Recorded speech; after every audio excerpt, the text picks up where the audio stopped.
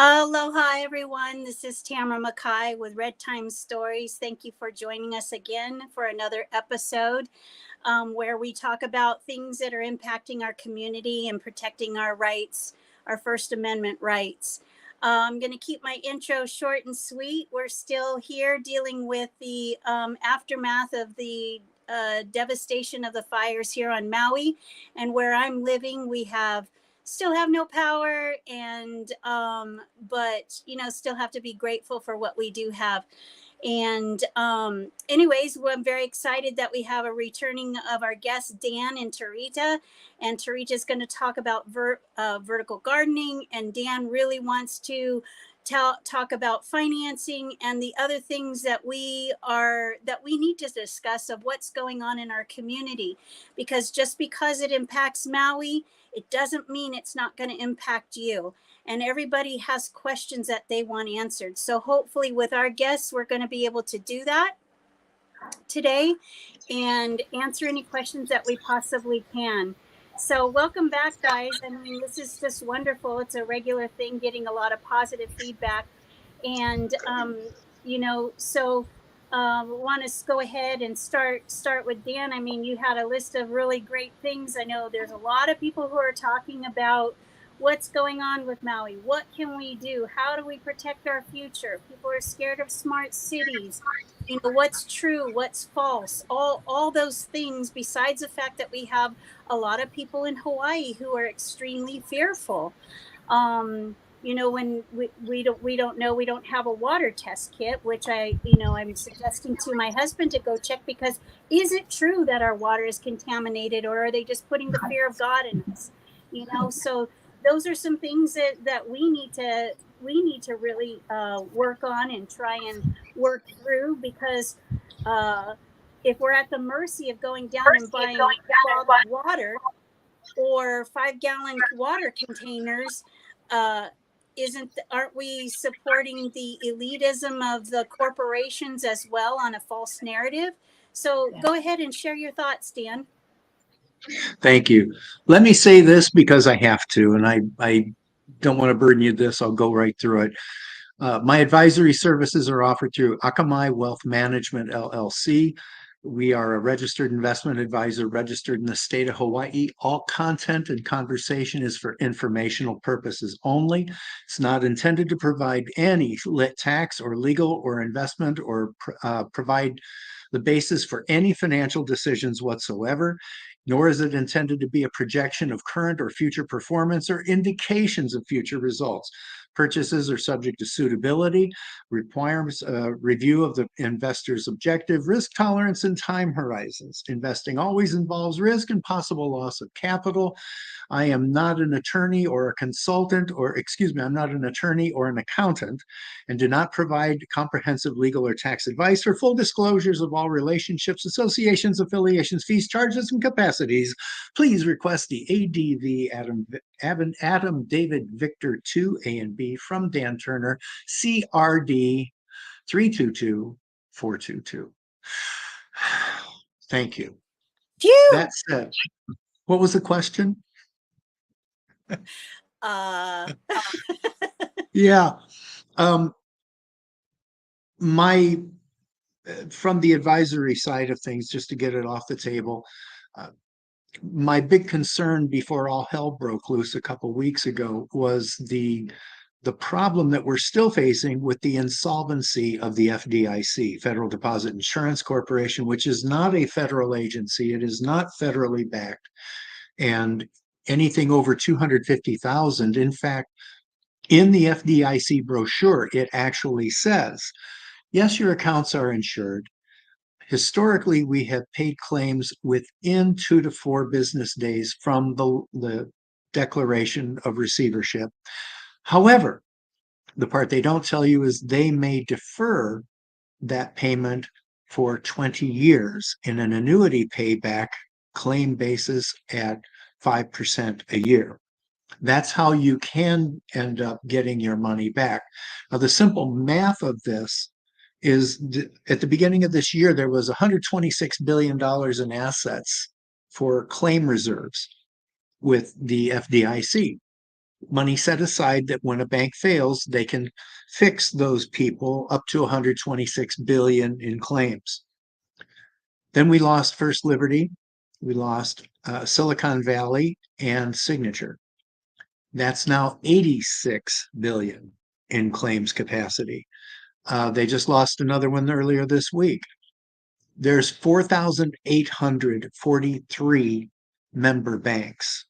Most of them have a zero deductible insurance plan, meaning they carry no reserves. So if the bank fails, it's 100% claim experience to the FDIC.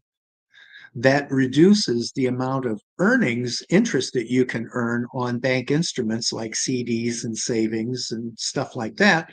And it also makes the bank more subject to failure.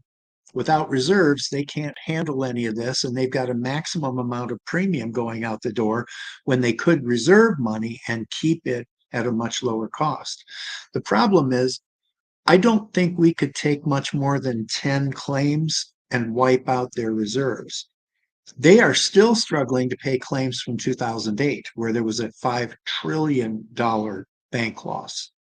So my urging is, if you have any money in the bank significantly over $50,000 to $100,000, you need to consider putting that in alternative safe haven money that gives you liquidity, gives you safety of principal, access, ACH, check writing abilities, and is currently paying 4.5 to 4.75, depending on the day of the week.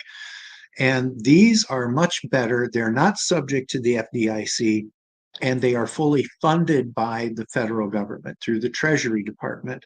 And if you want to know more about that, please call me 808-464-5292. The end. The commercial.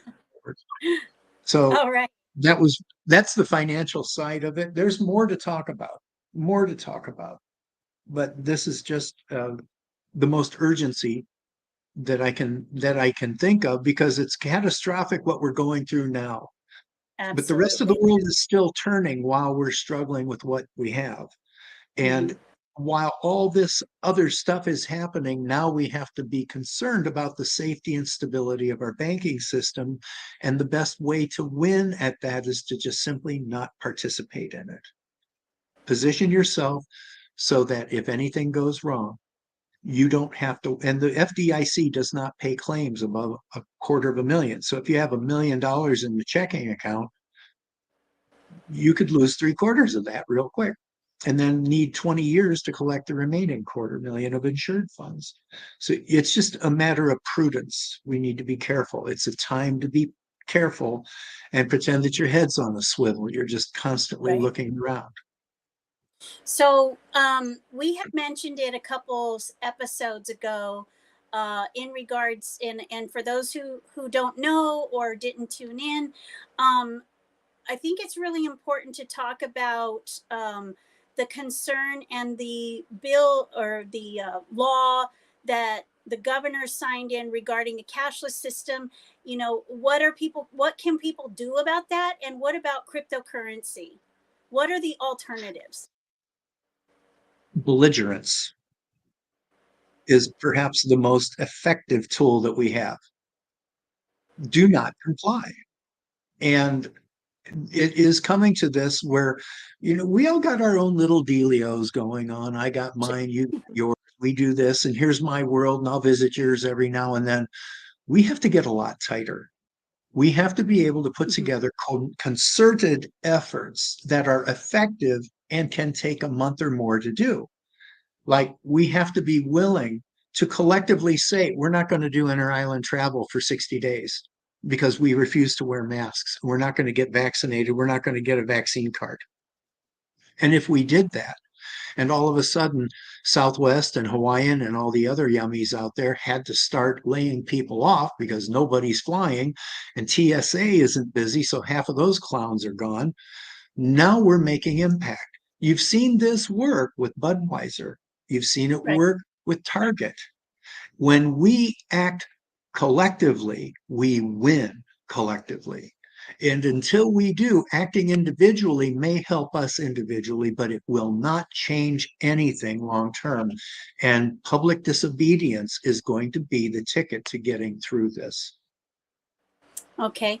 And I know we talked about also like going back to like the beginning of trading goods as well to avoid some of Barter. those, yeah, the barter system, really Mhm. encouraging, which would lead me into a little bit with they got a little feedback there with Tarita, and I think that is your, sorry, I hear a little bit of an echo. So with Tarita and the vertical farming system, are you encouraging that because uh, it will help with bartering, the bartering system, or and also is it to encourage and ensure people to grow their own food that is safe and that's not injected with mRNA and all that good stuff? Can you elaborate a little bit on that? And Yeah, sure. So before I begin, I had a friend who came to me and introduced me to a tar garden. And because my husband and I lived in Tahiti, we lived off the land. So everything was off the land. Everything was off the land. Now, please note that I have a lot of people, a lot of family members who still live off the land. They, their kalo, their vegetables, everything that they do is comes off from the land. The only thing they buy is their meat or their chicken, and things are changing today, right? So when I was approached a couple months ago, last year, I was introduced to vertical farming. Now I was just introduced to that, Tamara. I didn't know what it was. I had no clue. I never thought that I should go on the internet and look what it is. So I was approached again. And then I was approached one more time. They said, "You've got to come to the meeting." I said, "I don't know anything about that. I just minding my own business." And so when I had I think it was 3 hours at my home. And then I stayed 3.5 more hours for a meeting to get a co-op together, which I'm still working. So this is what I saw overall. As Dan said, unless you pull together and say no and really mean it and hold tight to that reins, like he said, Budweiser, it worked with Budweiser, it worked with everything else. It still works. Now, look what happened in Maui. I'm going to use Maui as an example. Nothing left. What was there before, right? And most people lived off the land. So here's the difference. The land changed, the dirt changed. What do we have in our lands? We no longer know what is in our dirt. So to keep it safe, when I saw this, and I'm going to get into that, I'm going to share a little bit more. What is vertical farming? My mind blew because of sustainability. We no longer would need to depend on Matson boat bringing in our thing. We will no longer have to depend on the farmers to wait for a certain amount of months before their vegetables comes up. We will be able to provide for our families, our communities, and for all the islands, if we have this on the same islands. And then we will be able to be exporters and not importers. So we're going to be the head and not the tail. So we're no longer they buy from us, we're not buying from them. And then we also have a part of this, Tamara and Dan, where they make the vegetables, the barley, which is called fodders, for the animals. We don't have to feed our animals all this other junk. We don't have to. We don't have to feed them slop. We don't have to feed them all these other grains that today is being threatened, right? Where it's being threatened, but what they want to put into the feed so that we could give it to the animals, and it's not going to make us any safer or any healthier. So when we can become I won't say independent, but we are already resilient people for resources. Look how fast our people responded to help our people without waiting for the state or anybody else. We didn't have to wait for anybody else. Everybody just moved. They just moved together. And the next thing you know, people were shifting from homeless to go into people's home, be able to take care of them, find a place, and food was on their table. They were eating. And so the stores ran out, but the people went to grab their own products that they had, and they got it together, and they went to, that's sustainability. That we don't, if we had toilet tissue, we were able to make toilet tissue, we probably would be sustainable today, even with that. But what I'm saying is, we have come a long way for independence so that we will be able to become sustainable. We have become independent. And one of the things that the state of Hawaii has come to realize, and they're not happy about it, is we don't need them, and they know we don't need them. Yes. What Maui did was show the state that you're not going to just sit on your hands and wait for somebody to drop food and water and clothing on your backs. You did it yourselves. You took the bull by the horn and you did what you had to do, and you worked with each other. You know, the thing that I noticed moving here in 2015 is that you live on an island. You may not like everybody that you meet, but you take damn good care of them because you live on an island in the middle of nowhere. And one day or another, we all depend upon each other. Mm-hmm. Right. I think that it's also important too that even though we were sustainable during these times and sharing our foods, but we have to also take it another step further because, like we have talked about before, because of the Jones Act, they have made Hawaii dependent on imports, which is ridiculous. And then and we cannot forget the presence of Monsanto Bear, and what they're manufacturing.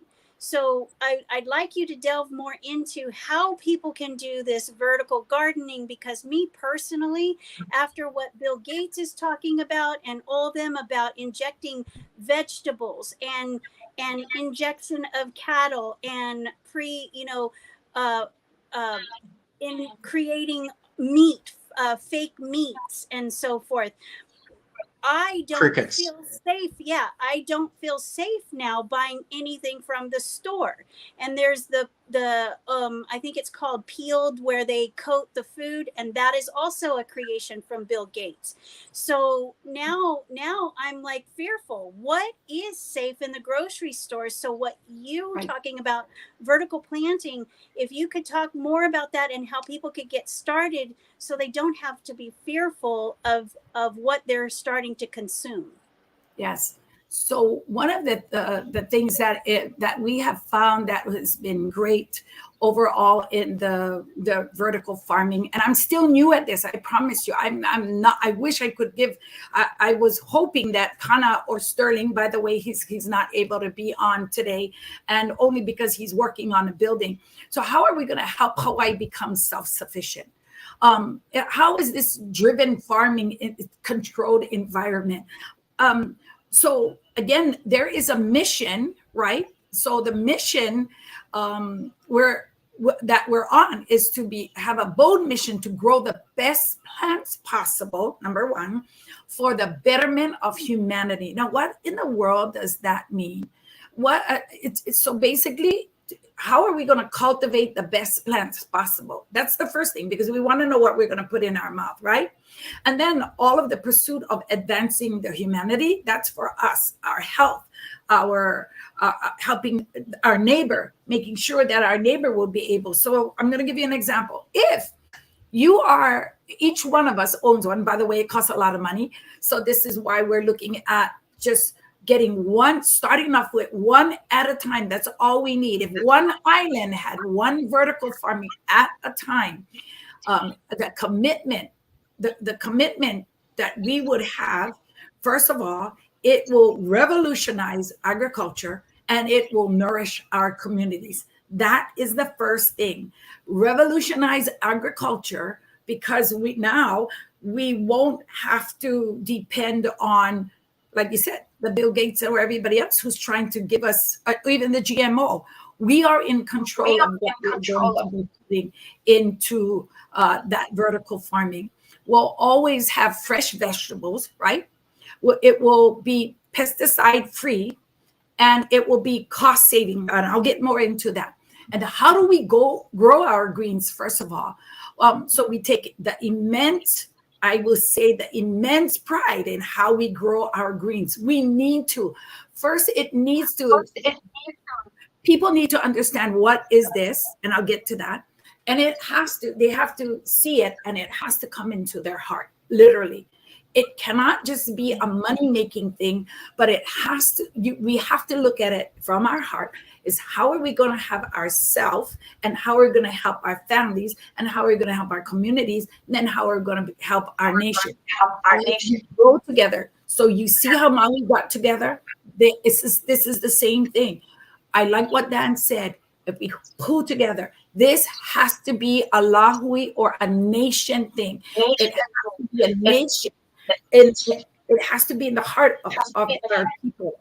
That approach combines power, and I want to say the power of the Lord, first of all, but the power of understanding the advancement of a nation, advancement using technology, advancement of caring, an advancement of understanding of plant physiology. We need to understand also the insight into our cultivation process, how it's processed. So if you're going to look at how this is all processed, right, you're going to have to understand, again, the beginning of this. Why would we even want something like this? And what the heck is it? So we are looking at this first step. The first thing is vertical farming. We would not have to be worried about anything else, right? We don't have to worry about the government telling us how to do this. We have to do this. We have to do that. We have to do that. We're not confined, first of all, to their laws. We won't break their laws, right? But we're not confined to it. So the purpose of all of this is to really increase the amount of locally grown food consumed by Hawaii residents. What does this mean? This means that this will increase food self-sufficiency, which is a component of food security. And the strategy is a living document intended as a first step toward continued dialogue and implementation. What does that mean? With technology, we're able to grow indoors and produce up to thousands of pounds of greens each day. Think about that. And this is why we're looking at the increased demands for and the access of locally grown food. What you see a plant, mahi'ai or a farmer grow today, it takes weeks for them to produce, right? As to where vertical farming, it is able to produce up to thousands of pounds of greens every single day. Not only would it be able to feed our families, our community, but it will be able to feed people in the outer islands, people in the hospitals. It will provide for maybe our schools, also for the boats that come in, the tourists, restaurants. We will be able to produce that. The increased production of locally grown foods are so important to us to provide. Also, we need to also provide the policy and the organizational support so that we could meet the food self-sufficiency needs, right? Food security guide. We need that security awareness, and we need to educate people. The increased food security and food self-sufficiency must have a strategy. So we must have a strategy in how we're going to do this. I want to share with you some things that people in our community are now being aware of, Tamara and Dan. This is something very new. This can be taught to people. People we already have the testimonies from North America. We have the testimonies from New Zealand And I think I sent that to you. We have the testimonies from Australia. We have the testimonies from Singapore. So this has already pre-tested. How do we get involved? Basically, Tamara, I'm just going to send that information to you. I think you saw the link that I had sent to you. There are so many different ways of getting involved. But let's start with, it only takes one person to understand, 2 people to understand, 3 people to understand, and it will duplicate. But let me share with you, we have come across many of the Hawaiians, most of you are farmers, who are saying you're going to take our business away. No, we want the farmers to understand and come with us collectively, because they are the ones who will be able to, and they didn't realize that they were able to not just only continue to do what they're doing, but come alongside, because they cannot mass produce as fast as this vertical farming will be able to do. So Keep doing what you want to do. Right. So just a couple things, because we're talking about vertical farming, but people don't know exactly what you're talking about vertical farming. And if you can explain what it is, number one. And number 2 is, again, Monsanto is creating synthetic seeds. How do we ensure that our vegetables stay true to not being a manufactured, developed seed, so that we can continue on? I know it's a couple questions in one, but and I also wanted to apologize, Dana. The echo was coming from you. That's why I muted you. So if you're talking, I had to mute. So no. So can one is, what is vertical farming? Number 2 is synthetic seeds, and number 3 is vertical farming something that current farmers can start to implement in their businesses now, in their current farming situations? Okay, so let's go to the first thing first, right? Oops, I want to get this. You disappeared from me. Sorry, Tamara. Okay, so basically, what is vertical farming? And thank you for taking me back to the original intent. So what is vertical farming? It's an agricultural process in which you have crops that are grown on top of each other, rather than in the traditional horizontal row this way. They're grown this way. Okay. So I wish I had a picture of, is there any way that I can share something? No.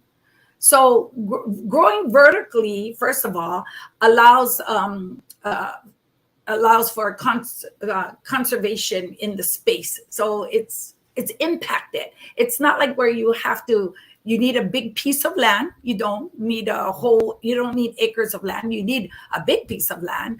And then what you do is stack it higher instead of growing it on the ground, right? Instead of growing it into the field, you're stacking it. So the crop yields per square foot of land used, and you're saving it. You're instead of using up your whole land, you're using a piece of your land, and it's going upwards instead of going outwards. All right. And then what is the vertical farming also? It's not just it's different from the traditional, right? But by using the vertical stack layers, farmers find themselves using more food on the same amount of land. It is very different. What do you need to know about vertical farming methods? This, when you're looking at, when people see when people see any type of vertical farming, when I first saw this and I saw stacking, what my first question was, oh, what is that? And where is it coming from? And who's watering it? And how is it going to be, is this seed, where are they getting the seeds from? What are they doing? So we need to get our own seeds from our own sources, trustable sources that we need to get our seed from. And we also I think need Dan to wanted to understand. interject real quick.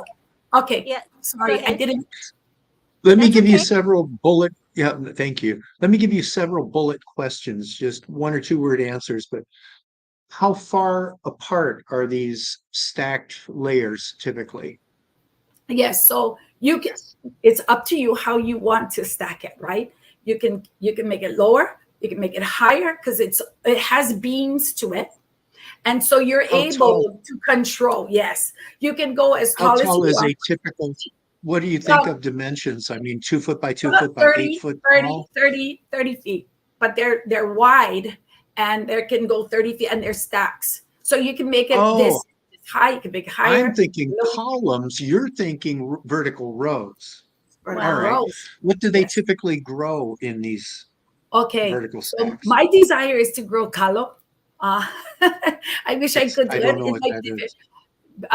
taro poi, so that we could do Oh, poi okay. for us to be sustainable, Yes. right? And then we'll be able to provide for people off island. You have greens. Majority of them are greens. Strawberries are the highest that people request. Companies who want to buy request greens.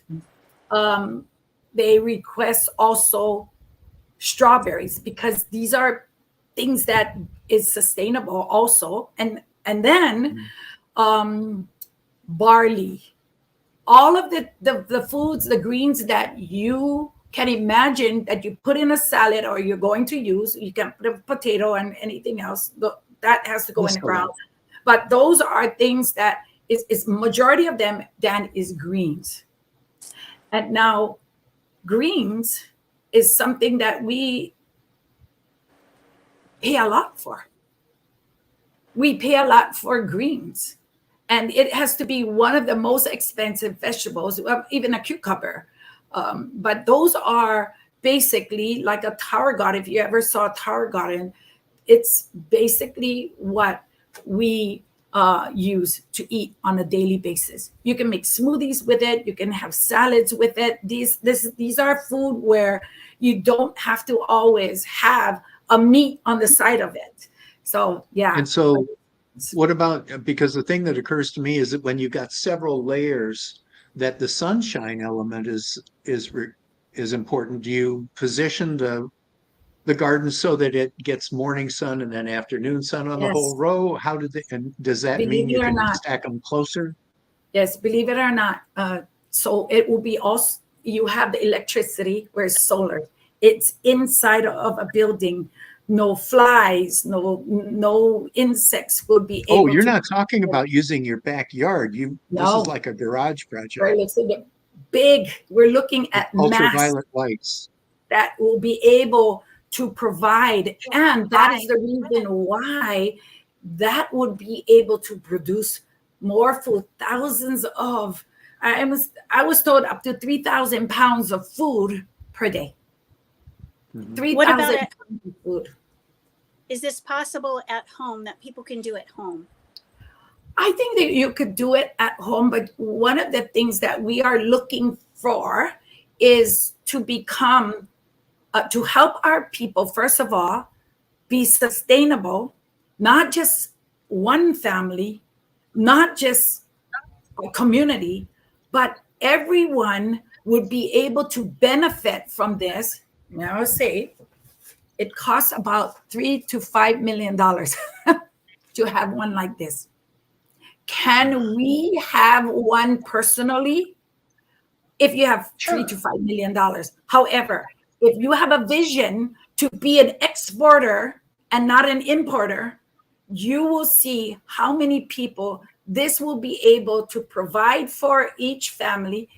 You will be able to provide jobs for people, especially the next generation.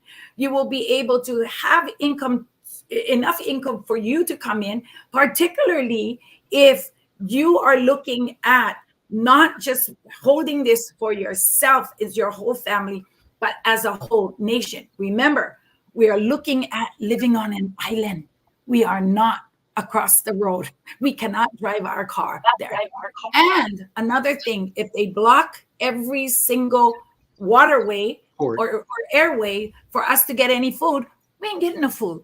So we could use it 2 ways: keep it for ourselves, and eventually we're going to have to keep it for ourselves. We can be an exporter today, we can be an exporter tomorrow, but we should first start with teaching our people how do we become sustainable with this. I'm looking at a bigger picture. I'm not looking just at one person. I'm looking at everybody coming together the same way Maui did and pull that. We kicked out Budweiser. We kicked out Targets. They're fine. And so again, now do we kick out everybody else that's trying to literally take advantage of us because we live in the middle of the sea? Because we live in the middle of the sea, everything costs us high. So the fodder also, and I'll end with this, the fodder to make our food for our own animals. Do we need to import the cows and everything else? Do we have to continue doing that? Basically, that's what we're doing right now. So again, being the head and not the tail. So Dion, with what she's saying, with the food and how she wants to provide it, especially inner island and so forth. How do you think that the government is going to try and insert themselves? Because there's the GE tax, first of all. Second of all, there was in the 2010 Farm and Food Safety Act, which restricts farming revenue to a gross of $26,000 a year. Gross, not gross, and then you take your expenses and it has to be, if you accumulate 26,000 of revenue, you fall subject to an entire litany of rather unpleasant laws that deal with things like OSHA and state regulators and a lot of other crap. So while you can look, and I do certainly see the $3 to $5 million project that you're talking about, Tarita, but I also see several points in that many families just want to be able to feed themselves and be able to, and that's really the way that we begin doing this is once you've been able to help the families help themselves and that they have food on their table, then they can begin sharing and selling to other families and expanding on this. Second of all, I grew up on a farm. And we had a 75-acre dirt and dairy farm in Chatham, Ohio. And I will guarantee you, if you wanted to come up with a quarter of an acre, we had that just with dead tractors and farm wagons sitting on it, for crying out. It's just sitting there fallow, doing nothing. That you could put in all, and I'm certain that that farms that I've seen on Big Island especially are the same way. They've got more space than they can use in a practical sense. When you're farming beef cattle, for example, like up in the Northlands, up around the Hamakua coast, around 3,000 foot elevation, 4,000 foot, it's cooler, the cattle like it, and the grass grows like crazy. But they can't use all of the land. There's certain parts of it that are unusable in a beef farm element. You could use something like this. And if you're talking about 3,000, would you say pounds of food a day? Yeah, 3,000 pounds of food a day. And if you were wholesaling that to a supplier at, say, even 50 cents to $1 a pound, you're talking about a very willing farmer, because guess what? Farmers don't make any money until something gets slaughtered or milked. And this is a cash crop, literally, that they don't have anything to do with it. And so they enter into a lend-lease program with a farm topic, and that person's going to come in and take care of running the darn show every day, but they pay a rent to the farmer, $250 a day. You're bringing in $3,000, or you're bringing in $1,500 a day. You throw the guy $250. That's more than he's making selling cattle. I guarantee it. So, and with the also as she's talking, because it sounds like her vision is on a larger scale. How would that the Jones Act impact that type of a vision here in the islands, since we have the Jones Act interfering with imports and exports here? Well, in the regard that whenever you think about a ship going into Long Beach and they have to unload it and then inventory everything and then reload it and then back the boat out of the dock and float it over to Hawaii, you're going to have the same thing. I don't think it's necessarily an issue of trade, but there is no more damning cancer in Hawaii than the Jones Act. That is the epitome of socialism, and it should surprise no one that Wilson is a socialist. It was a socialist program endorsed and built by a socialist. So the fact that we've had our fill of that means collectively we need to start getting rid of the baggage that we have carried needlessly for generations. And that one is one of the first, if not the first, that needs to go. Grassroots Institute. I'm not sure if you're familiar with it, but if you aren't, just Google search it and get on their mailing list and start participating. These people are doing yeoman work on knocking down on the Jones Act, and what they need are more voices. But as far as impact on what you're talking about, I think your biggest market for probably the first 10 years is going to be right here in Hawaii, and Jones doesn't have any impact on that. Yes. So do you think it might be better for Tarita? I'm going to give you the floor in just a second, Tarita. Do you think, because what I would be excited about is taking this idea, but maybe scaling it down to families to where they can, and we can teach them how to do vertical farming on their own property in their own homes and create a bartering system with our own communities. Is that something that the organization you're working with or your vision can be modified to? So it's this to me or to Dan? You. Okay. So we have a tower garden. And most people, do you know what a tower garden is? Yes. It's basically where it's you don't really need any dirt. You just have to put it into, and it just grows out. So that people could use that. You can use your own dirt. You can use your own ground if you want to, if you have one. Look at Singapore. Singapore has we soon will not have any land left for us, because of the situation that we're in. We'll soon be, again, cramped and say we don't have any more lands to use. And they will tax one after another, after one thing after another. And even for on the Big Island, I do understand some of my families are ranchers, and they said, you're crazy. Are you crazy? You're going to do this. We got all this land. I said, you're going to pay tax on it. It's going to slam you with taxes. It's going to slam you to be the middleman. And I don't want a middleman in this. I don't want a middleman. I want the Lahui to be able to do it. I am yet to talk to Kelly Akina from Grassroots. And, I was telling him, I said, please, you understand the bigger vision of this. I do understand about Jones and, all of the craziness that they have. I mean, we get our gasoline from Russia. I mean, who in the world would have ever thought that we have that? So can we go beyond what we're understanding in becoming sustainable first to help ourselves, which I think is the first thing that we should do. And we do not depend on anybody else. Let me tell you, for me, $5 million is a drop in the bucket. Like I kid you not. And I know we will get those monies to begin. It's how many people have the same vision to be able to do that. And also, we have also found that not only do we live in the middle of a sea, we have the next generation. The technology is mind-boggling, and everyone is going to be on technology. It's the technology it's just going to blow us away. The vertical system has where the water feeds itself, though it's automated, the electric goes on.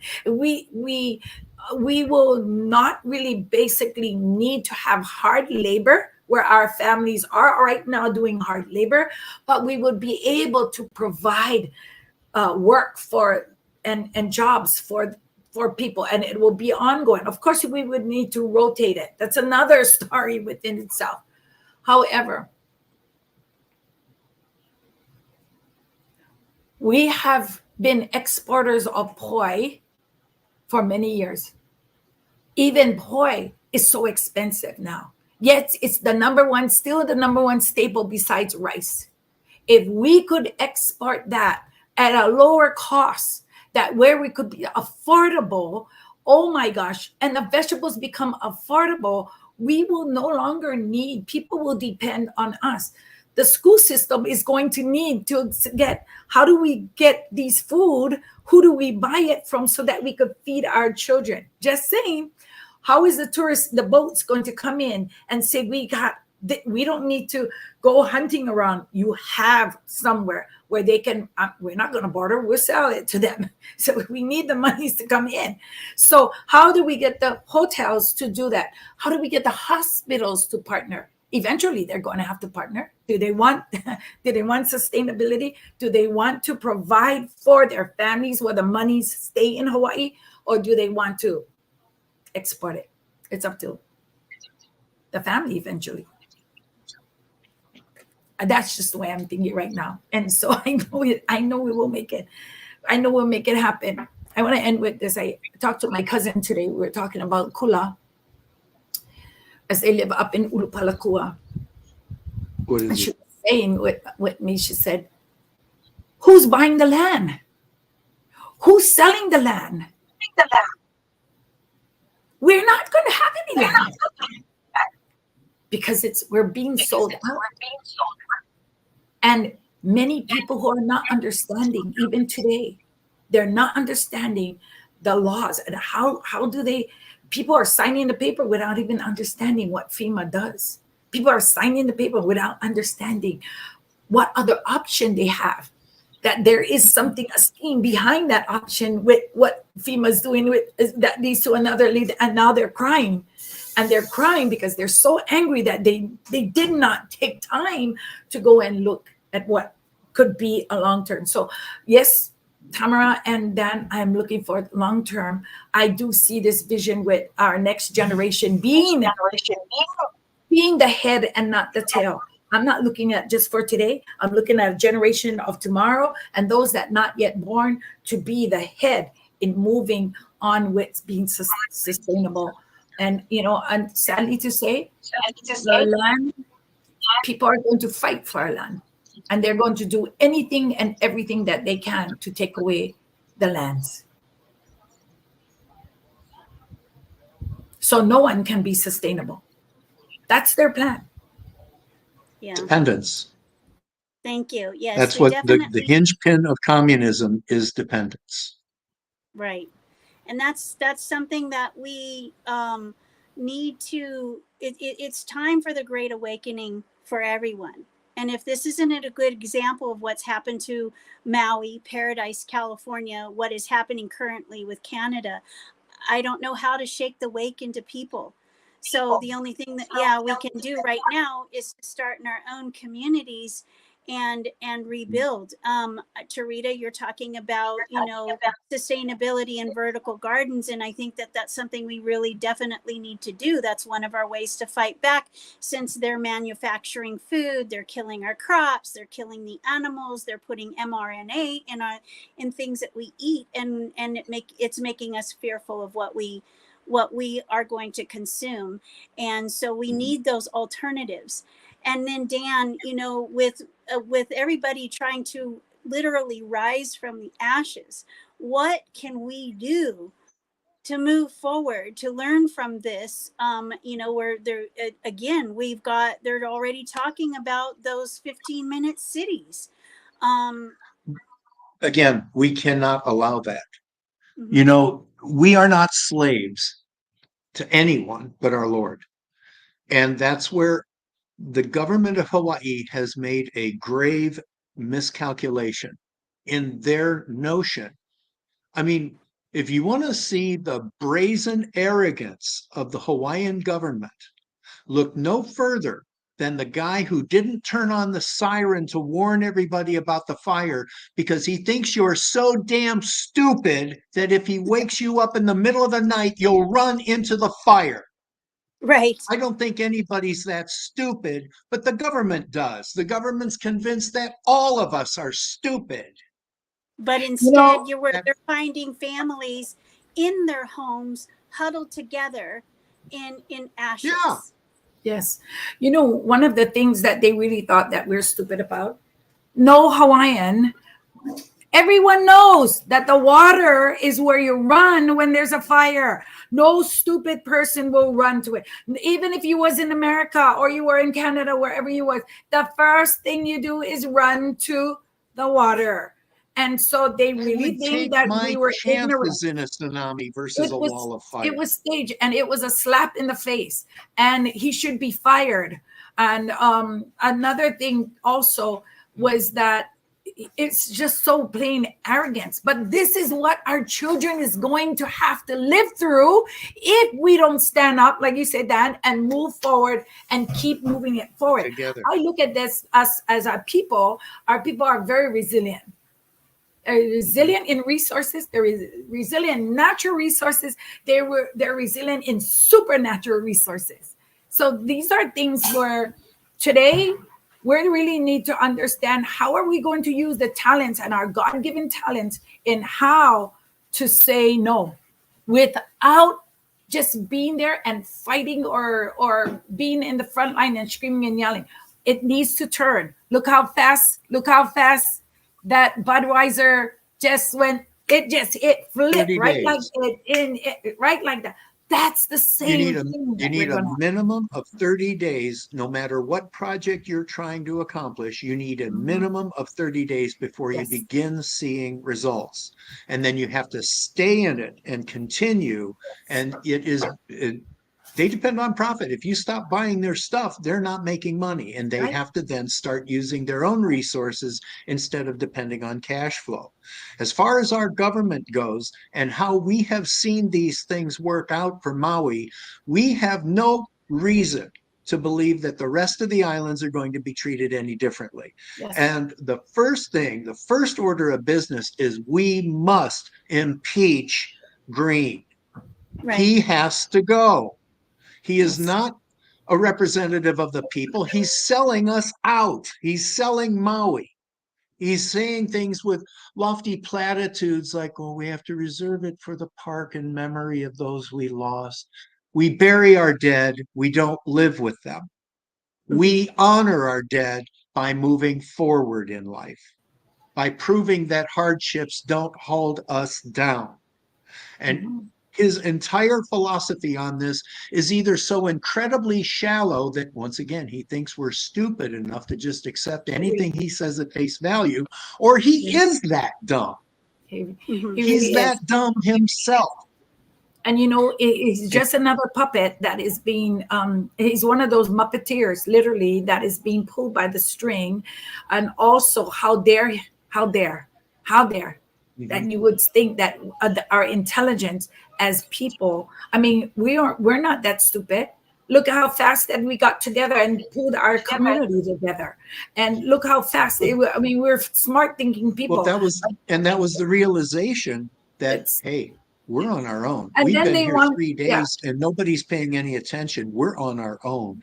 We better and start also doing it ourselves. And also, Right. here's another thing. One of the main important things that happened was not that we just pulled together, not just only that we didn't wait, we knew what to do. We knew what to do. We had to Yes, turn to the right you didn't and have to turn to ask the left. instruction. We didn't have Is any, there a we didn't need manual we that. could look at, sir? We need Right. to know what to do next. No. We have our instincts, but now we're running into 2024, a new election year. And Yes. now I Mhm. believe not only with sustainability and looking out where we invest our money, we need to start looking at a different type of person that we Yes. need to fill these seats in office, because the only way to beat the system or to beat a billionaire is to change the legislation and take over our county councils. So, what can we do to encourage and instill in the hearts of of all of our fellow citizens throughout the state of Hawaii how important it is to change the leadership? We have to stop electing these people who are looking out for themselves. They desensitize themselves to the human race because they just look at us like cattle and slaves, and that's where the human trafficking is. how we have to shake the wake into people and start getting the normal everyday citizen who truly cares and Involved. sees what and get involved. What can we do to do that? Well, you Well, know, I think one of the things is what you're doing. This show and magnifying the scope of yes, this show yes, is going to help people realize. The other thing is we've been a state for 63 years, and there has never been a Republican Senate or House majority in that entire period. And to my recollection, there's Linda Lingle, who was a governor, and then maybe one other guy that was Republican. But this state is so incredibly inbred with that party that it has become an ingrained methodology of thinking. That's just their proxy thought is yeah. we've always done it this way. This is how things are done, even though it's dumb or You know, counterproductive. yes. So I'm going to say something. I'm going to use a name, an organization. All right. Sure. Everybody's giving to Maui Strong, right? Who is it? Where's the money to Maui Strong going? Who's the organization in the back of Maui Strong? Yeah. Don't give Can money anybody to ever the Salvation investigate Army, that? or So excuse me, to everybody, the Red they're Cross. doing that. They are all linked together. So what we need Yep. to do is break the link. And I agree with Dan, Tamara. This is a great platform. We're looking forward to having more people in this. Is where do you break the links on how do you break that off and say, hey, this is an education. Do you really want your money to go there, or do you want your monies to go here? Is it really They don't helping know. Maui, or is it helping the government? I talk to people every day, and the people I'm talking to in the mainland every day are earnest about giving money, but they are genuinely confused. They don't know what to do. They don't. Yes. They have heard undertones that I can put money in this, but I can't just blindly throw money at Maui and think it's going to do something productive. However, there are churches on Maui who are doing the lion's share of the care. And Yeah. those churches, if you support the churches, you will support the people directly. Yes. And And you know, I can also, actually get a list of those churches. yes. You know, I want to share also really quick what Tamara said about the government, right? How do we move that? Also, not depending on our Republican or conservatives. Let me tell you, they need to get it together. They need to get that together, and they need to pull together. Once when you start moving together, then pride comes up, and then you find them, they're separated. Now they're no longer this, and they're no longer that. Get the heck out of the way. Just use the normal people who could really understand about getting the work done. Not worried about who hurt your feeling, who did this. You want to cry, suck it up, get out of office and put somebody else in there. And I really believe that today, for younger children, have a lot more of a vision than the older. Wine skins that are old needs to come down. You cannot put fresh wine in an old wineskin. You cannot do that. Right. It will break. And this is where the trust. And, you know, they have to make their yes, and their no, and their no. And there is too much conniving. It's like a web. I had two ministers that were here from Israel. They're Americans. They're Rick and Patricia Ridings. They have a ministry there called Sukkot Halal, which is a 24-hour prayer. And he really did say, Hawaii is special. How do we get this? It's like a web.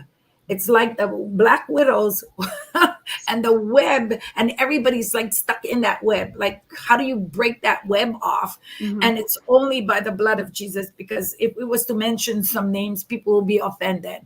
But again, it's, I want to, so lastly, we saw Biden being welcomed by the Hawaiian community. It doesn't represent all of the Hawaiian community. Right. But they made it look like it represent all the Hawaiian community. And what did they say? Nobody called them out. Nobody called them out. Should have called them out loud. 700 is a slap in the face. You can take your money. You can do what you know what you can do with it. But we are You don't need it. Yeah, we don't. And let me tell you, some people may say, what is she talking about? We do need the money. No, after that, you're going to have to pay taxes on it, first of all, right? Because the money is you have to pay taxes. We're not Ukraine. They don't really care about us. That's all they want is this, and they want us to get out of their way. That's all they want. To a point to where death, they don't care who died. And that should speak Hawaii, a lot of volumes to people. Tarita, Hawaii was an afterthought they couldn't ignore. Yes. That's why you got 700. They had to do something. All of their efforts are dedicated to the Ukrainian monstrosity. And it's like, okay, shut up. Here's some money. Leave us alone. Go back in your little hovels and leave us out of it. And then get on a jet and fly out. The problem we have in Hawaii with the Republican Party is they have been insignificant for so long that those who were in the party, even with greatest intentions, became frustrated and created their own little kingdoms within the kingdom. And now they all have a group of little fiefdoms all over the state. And one guy comes in with great intentions and he can't get anything done because no one is willing to let go of their own power structure to work cohesively as a party. That is the problem. We have to start eliminating the fiefdoms. Well, guys, we're running out of time, and you touched on a couple other things, and we can go on and on. And like what you said about you, absolutely. And I know that people are very receptive to everything you guys say. I love having you guys on every week now. It's been with the exception of 1 week with the disaster. You mentioned Ukraine, and I mean, seriously. We're donating billions of dollars to another country, and here we're getting a Republican, I won't mention his name, who thinks he did us a favor by getting us internet access with 50 units, but he has been lobbying for billions of dollars for Ukraine. Yes. It's time to stop with that, with the Ukraine, and start thinking about America first. So, but I do name him. Huh? You should name him. I didn't want to say Gene Ward's name, but that's, so I'll save that for later. But anyways, before we go, because I want you guys to give your closing statements. I do want to recognize Be Nourished. They've been a great supporter with their honey, and they're a local business that does some fantastic things in the community, and they've been helping out quite a bit. So let me just play their ad real quick. We'll come back and you guys give your closing statements. Also, please send me all that information so that I can share it everywhere, and definitely we'll continue on. So let me go ahead right now with Be Nourished. Honey. It's one of the greatest gifts to man. With millions of wildflowers in every bottle, the nourishing power of honey is still yet to be fully discovered. Be Nourished Healing Products combines healing ingredients from around the planet to the purest honey from the island of Maui to bring magic to your taste buds. The best honey from the most beautiful place to nourish your body, mind, and soul. From our hearts to yours, be nourished.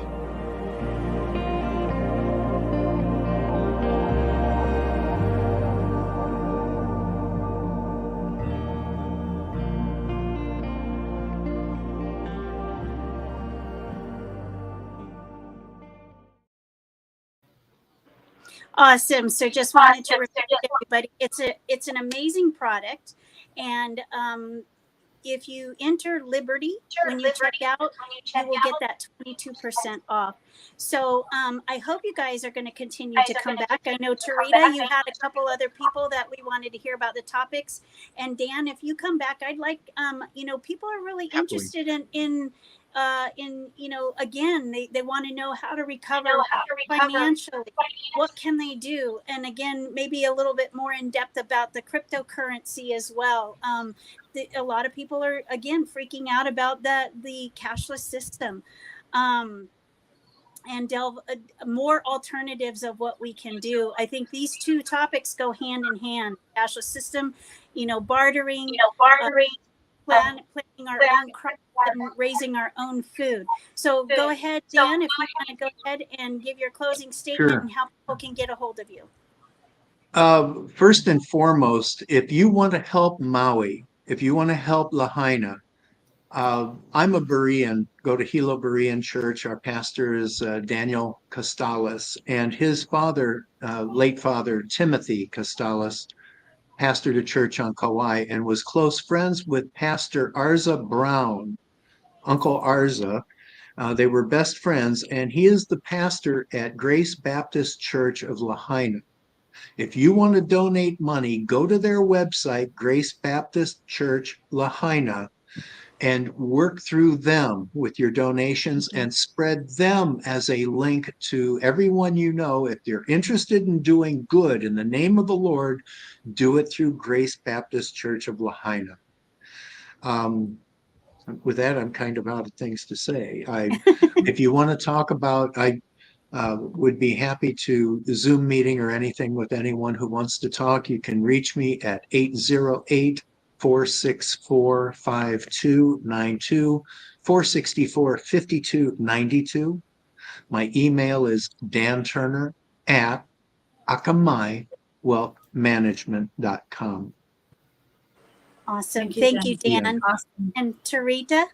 Yeah, so our hearts, my family is originally from the island of Maui, from in the area of Lahaina and Moku'ula. So what we have been doing there is a lot of churches and a lot of people are giving to them. There are also a lot of people who are off the grid. And so they are taking care of people. They have made the commitment now for almost 2 weeks to care for people that they've never met before. And so they have had some progress by all the suppliers. And I want to thank each and every one of the people who supplied for them. We didn't know where it was going. We didn't know how we was going to do it. Somebody just flew and said, I'm on the ground here, Tarita. I'll pick it up. And I said, thank you, with a rental car. And it was packed. So we're doing that. Also, if you contact me, I will be able to keep you in contact because some people do not want to give their monies. They want to give it straight to the people who are caring for people in their homes. And then they get to do that video call in the people that they're helping. And you know what? It takes a village to raise it takes a village to raise our children. It takes a village to raise our nation. It will take a village for us to be able to build it together. So thank you. You can reach me at 808-277-6071. Aloha, everyone. And thank you, Tamara. Please let me know how I can help you because we can help everybody, but sometimes we need to help. We help everybody who don't know Jesus, but we need to help the body first. And we need to go home. So please, Tamara, I'm serious about this. Send me your info. Yes. Thank you, Rita. Thank you. Just real quick, so people can familiarize themselves until we can talk more about it. What website can they go to learn more about vertical farming? Okay, it's that CEA. I forgot. I don't have it right now with me except full. Okay, so I will get this off. We can put it.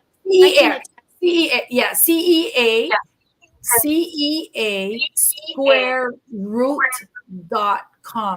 So I'm gonna say it again. CEA SQUARE root.com. Okay. Clever name. All right. Thank you guys. All right. Thank you guys so much. Thank you. We'll see you next week. I think, right? Wait. Tamara, it's CEA square root.com. So add the root to it. Okay. Yeah, awesome. we got you. All right. Aloha. Thank you. Aloha. Don't forget Bob. Aloha. Take care, everyone. Okay. Well, everyone, that was just a fantastic show, and I look forward to having them back and having more guests that bring on to help you in what you can do in your community, help Maui, help yourselves, help your communities, and help America. Thank you so much for tuning in. Please join us every Thursday at 3 p.m. Hawaii Standard Time. And always remember, the truth has no fear.